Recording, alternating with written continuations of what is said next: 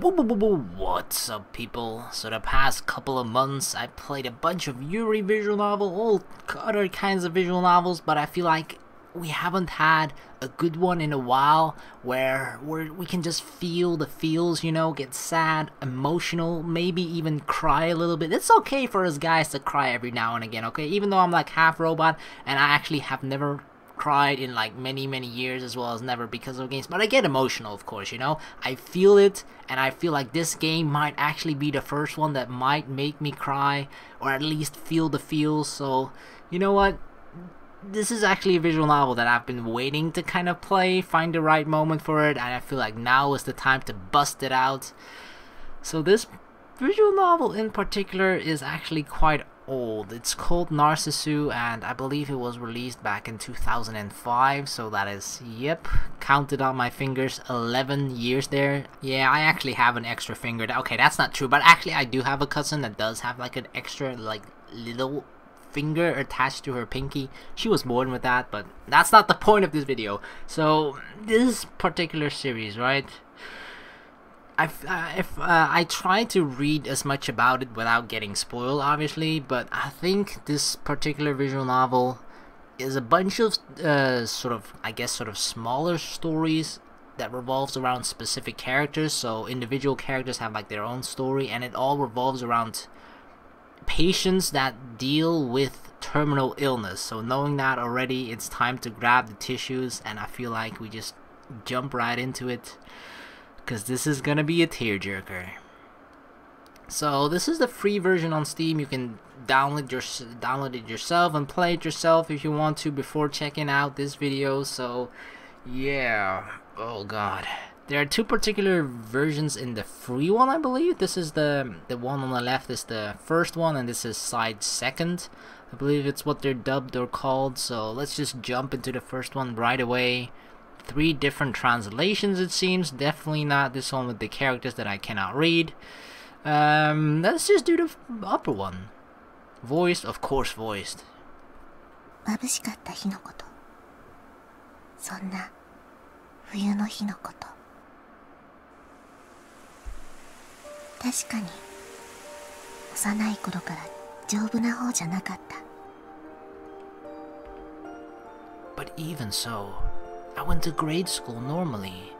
During summer vacation, I played until I was tanned very dark. June, soon after entering middle school. The day after we ordered swimsuits for the swimming class that would start next month. That time was the first time I experienced being admitted into a hospital. Just a little before the first semester midterms, a day where the rain that started to fall felt awfully cold. In the midst of that pure white sky of the rainy season, in the beginning, everyone in the class came to visit me each day.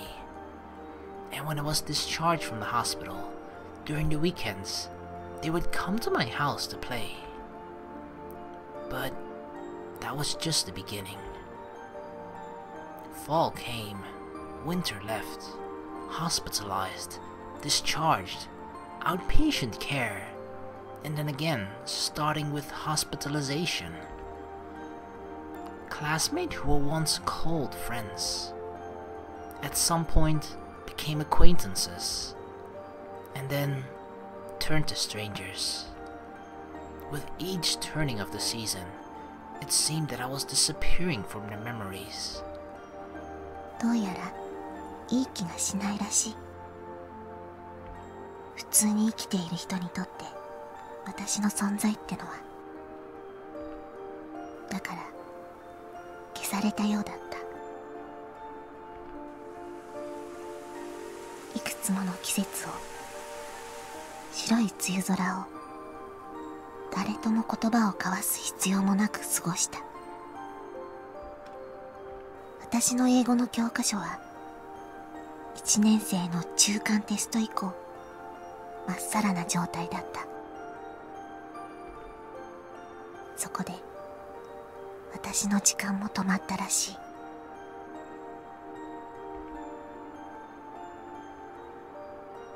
Stage Nana, Volume 24? What?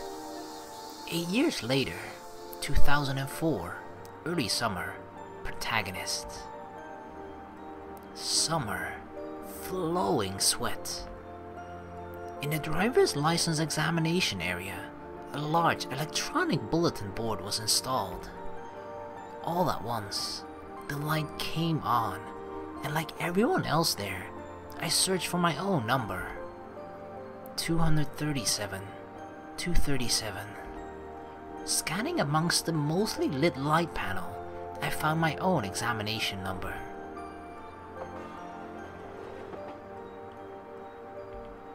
Because it was just past midday, the train car was quite empty. And in that empty car, I was on the way home from the examination center. In my left hand was the traffic regulations manual I had just received. In my shirt pocket was the brand new license. With this, I'm also normally licensed, eh? I murmured somewhat seriously, but didn't feel any particular strong emotion. It's not like I wanted to drive cars, nor did I really have another purpose in mind. It was just, people around me were going to the training center and had recommended that I at least get a driver's license. That night, when I reported to my parents that I had gotten my license, "Is that so?" was the short reply. As an experiment, I tried saying that I wanted to borrow the car, and just as shortly came a, "You can't." It wasn't like I wanted to drive the car, but the responses were exactly as I had imagined. They were those sorts of parents. The next day, upon waking up, my chest hurt, and so I was taken to the hospital. Normally, I had little to do with things involving sickness. That was why waiting in the initial waiting room felt extremely boring. Finally, just when I thought the examination was over, this time I went to take x-rays and blood tests, was made to go.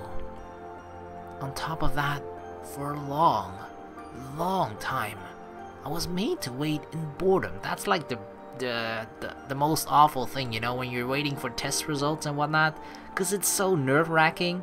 Because you can either get really bad news, of course, or there's nothing. But just within that time that you're waiting, your mind probably goes to the worst possible scenario, as well as trying to calm yourself down by saying like, no, it's nothing, you're making yourself go crazy. Without noticing, I had finished reading 3 books of Jump manga that was in the waiting room, and was reaching for a 4th. And just like that, I was made to do the paperwork for being admitted into the hospital. The brand new driver's license that still lay in my shirt pocket. It looked like the time for its debut was a ways off.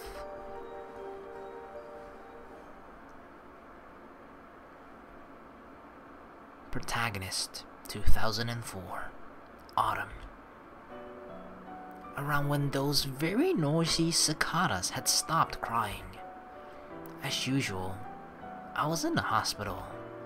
Of course, it wasn't like I was always admitted in the hospital. I would be in and out.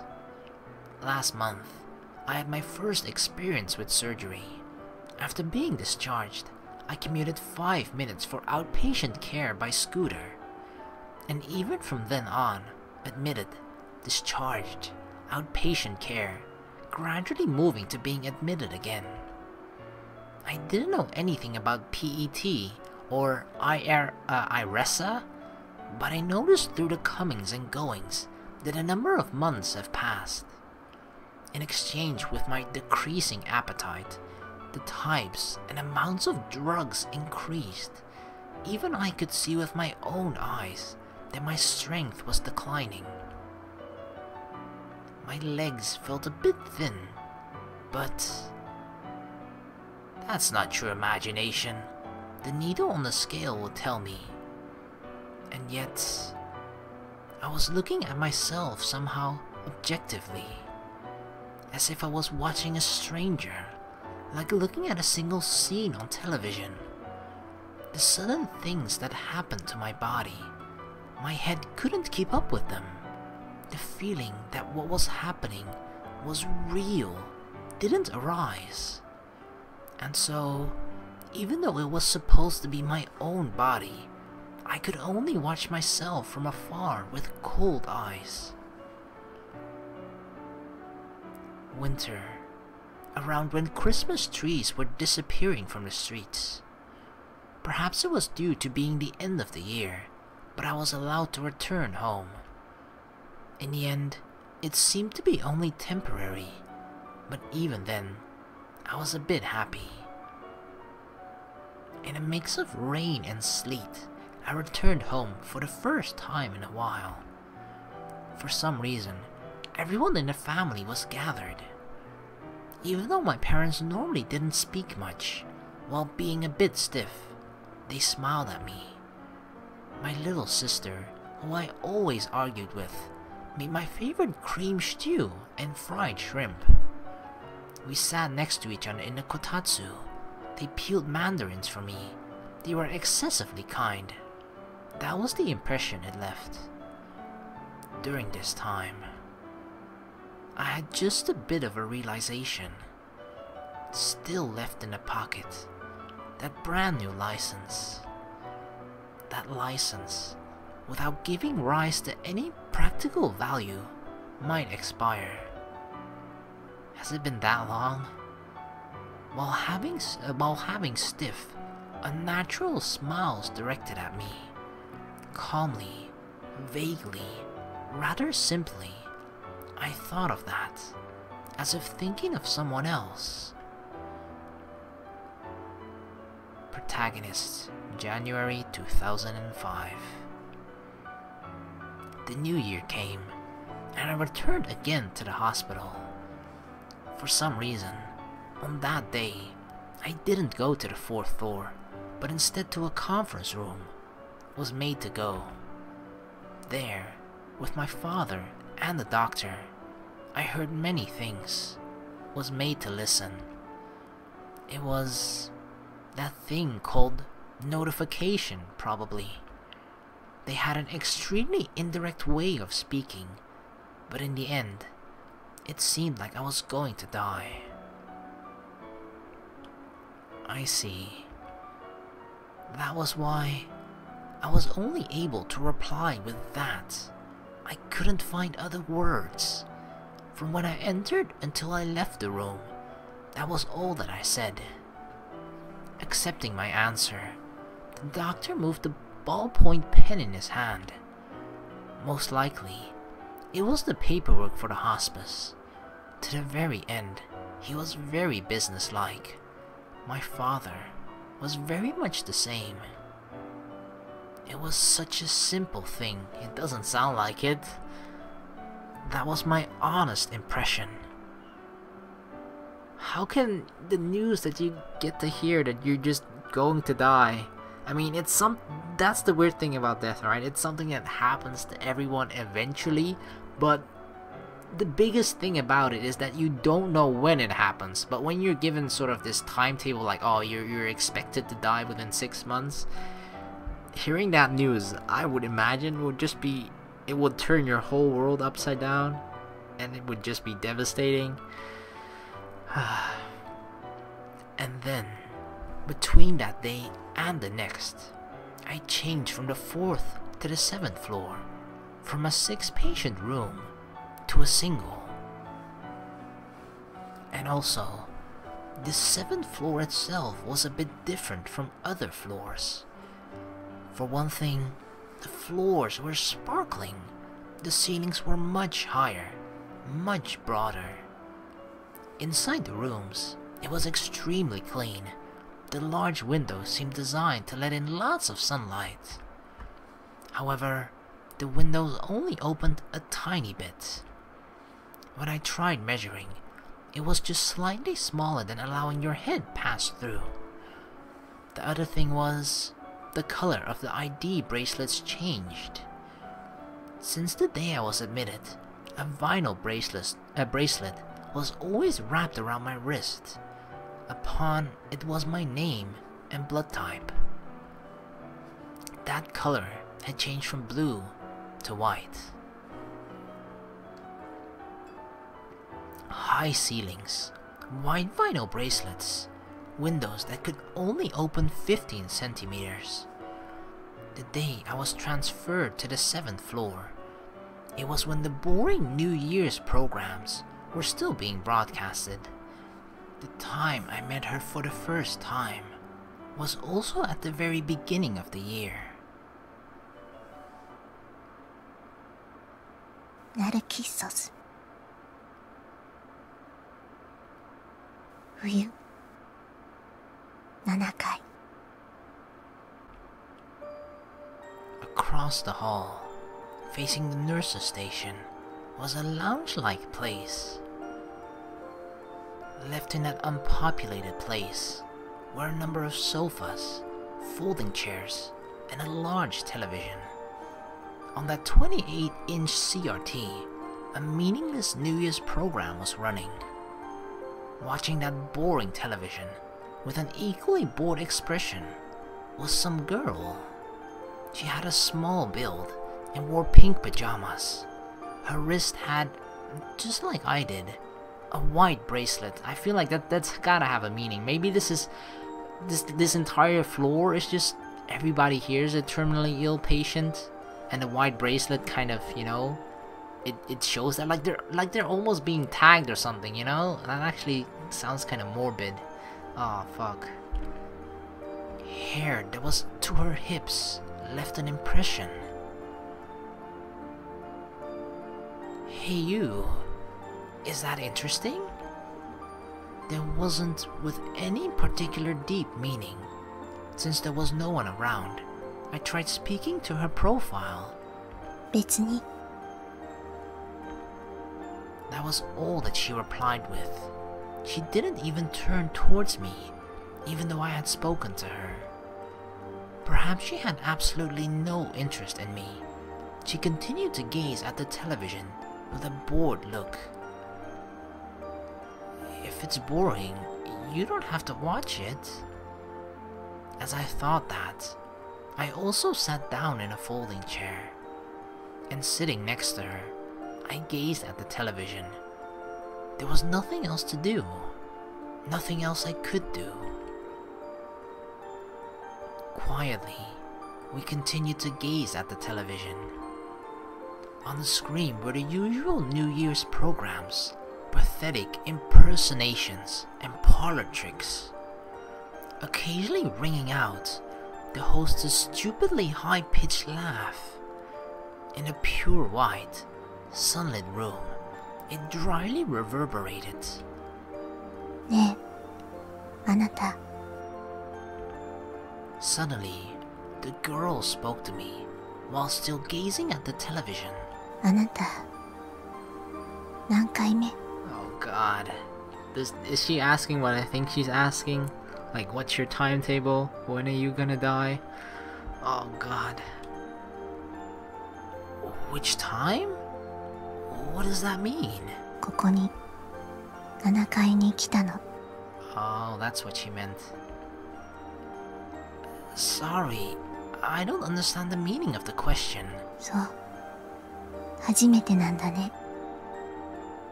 It seemed that at my inability to understand what she was saying, she had up and gotten satisfied with that judgment. じゃあ他に誰もいないし私の役目だから Her duty to what?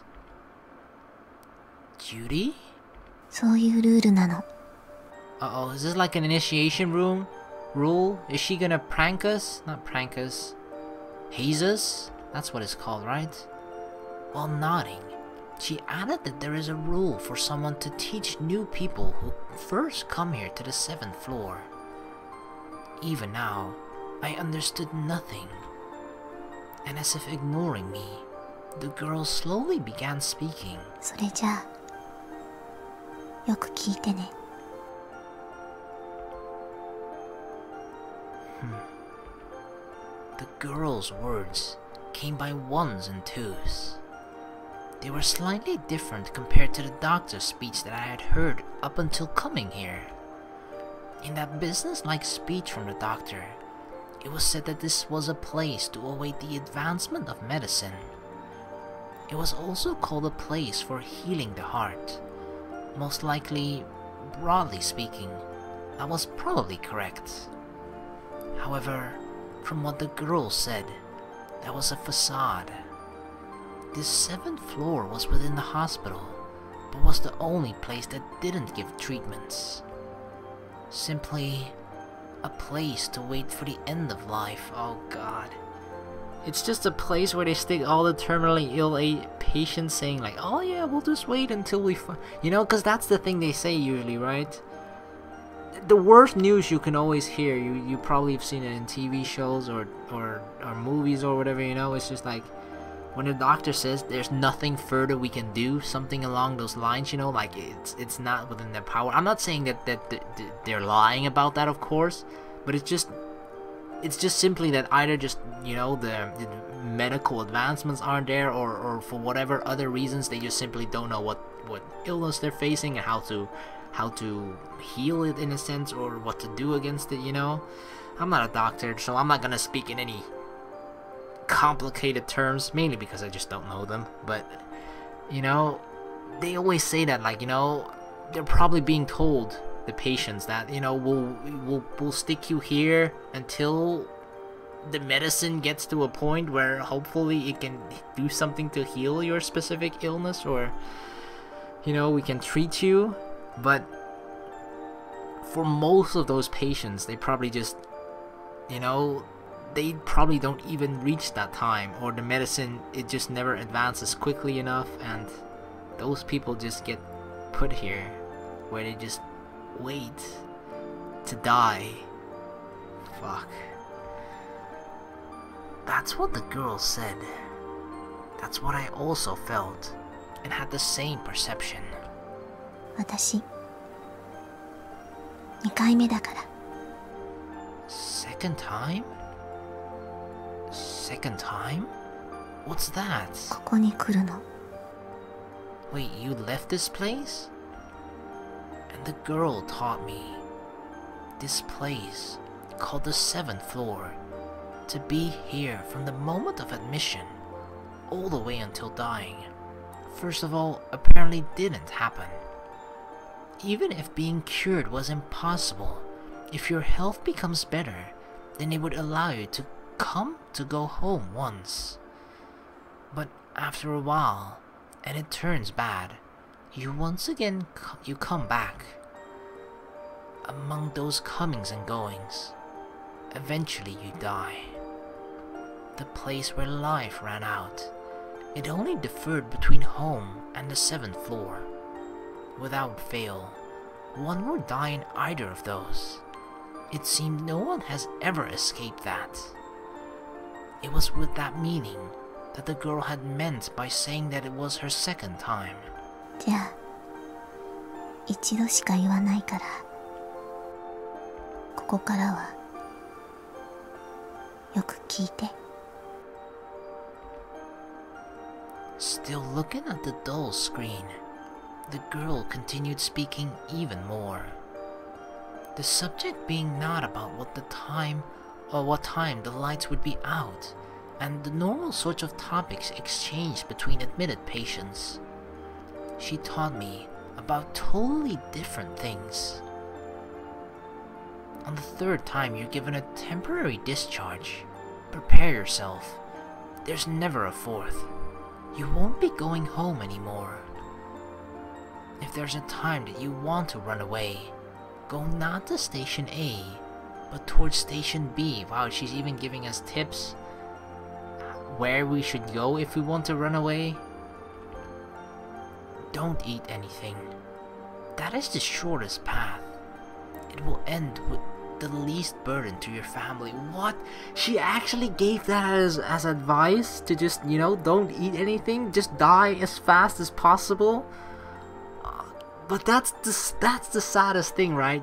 They're basically given a death sentence if you just think about it, right? They're well, not given it, but that's just what they have because of the illness. They know they're going to die within a certain amount of time. And but so this other girl is basically saying like just give up, just let it go as quickly as possible. But that's another thing. Oh my god.